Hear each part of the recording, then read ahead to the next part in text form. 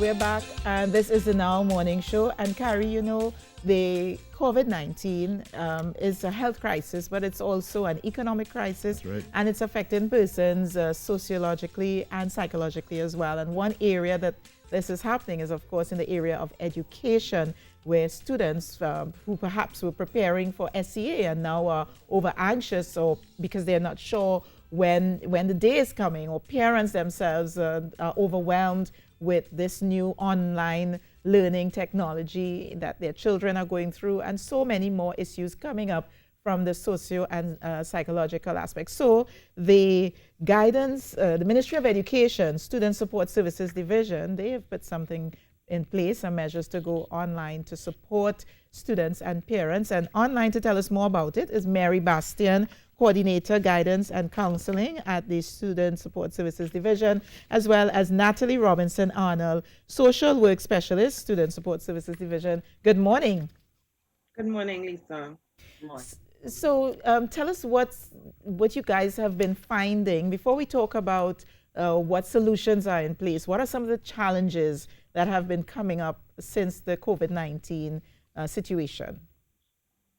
Well, definitely, I heard you say that it is not only a global health crisis, but we find that a number of our students feel quite overwhelmed. Their anxieties have increased.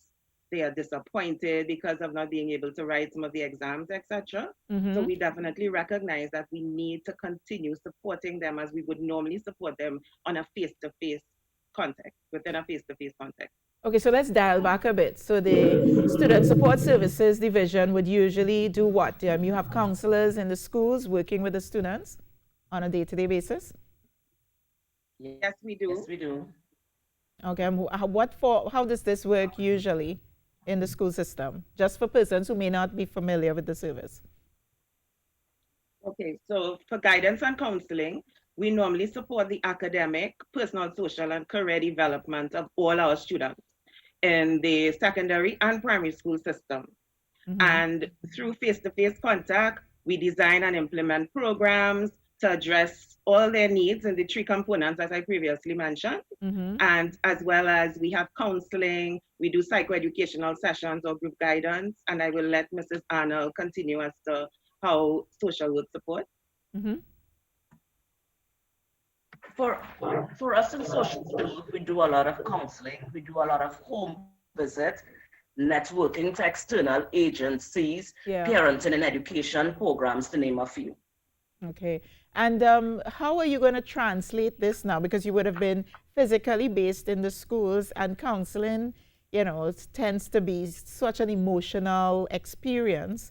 How are you able to translate that now with the current reality? Presently we are able to do. Right, Mary.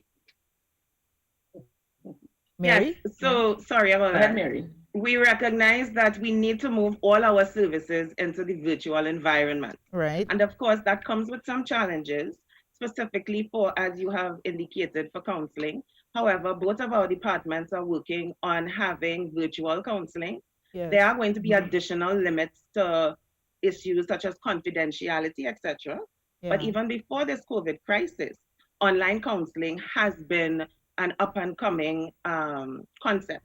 Right. And so we are open to thinking outside of the box as we continue to support our students. So we would use different strategies to be able to manage for some of the challenges that come with the distance that counseling can make counseling a bit challenging.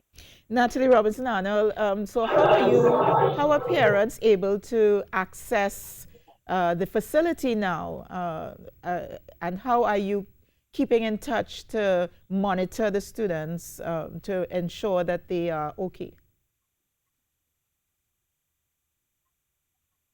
We have hotlines that are available that parents can call in to seek any advice and support, psychosocial support, as well as to link them to various agencies and networking that can assist them during this difficult time.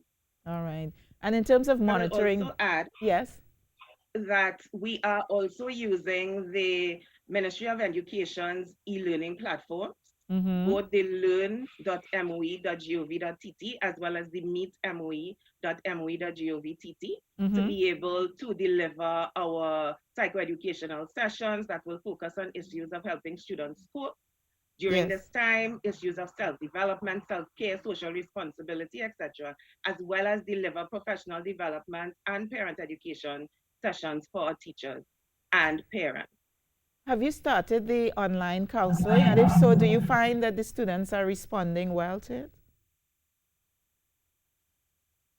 Mary or Natalie? Okay, I think we may have lost that connection there. You know, this is the reality with the challenges of the technology. Yes, and but we want to yes. Are we getting there? Online counseling, yes. Yeah. So we have already begun engaging our students, both guidance and counseling, as well as school social work. Yeah. And the students are accustomed to the Student Support Services Division staff engaging them in very creative and innovative ways. Yeah. And so they continue to reach out to us with the permission and consent, of course, of their parents. Right. And through the hotline of the school social workers, as well as through the different video conferencing platforms that guidance and counseling will use, together with the WhatsApp and other kinds of things that our students are accustomed to using. We continue to support them and they continue to reach out. Do you think you will, well, you said that this was something that was long in coming and you were thinking about it. So I'd imagine that even after COVID-19 situation, this would continue as a form of counseling in the new era. Yes, definitely. We really want to see moving forward that the face-to-face context as well as the virtual context can exist comfortably together. All right, so what we will do is I think there are some hotlines here which we would give out through the show, but there are a number of hotlines, so we will share that with persons. I can leave it with our security, and as persons call 622-4141, they would be able to get, because it's a long list of numbers depending on where you live, so we will do that for you, okay?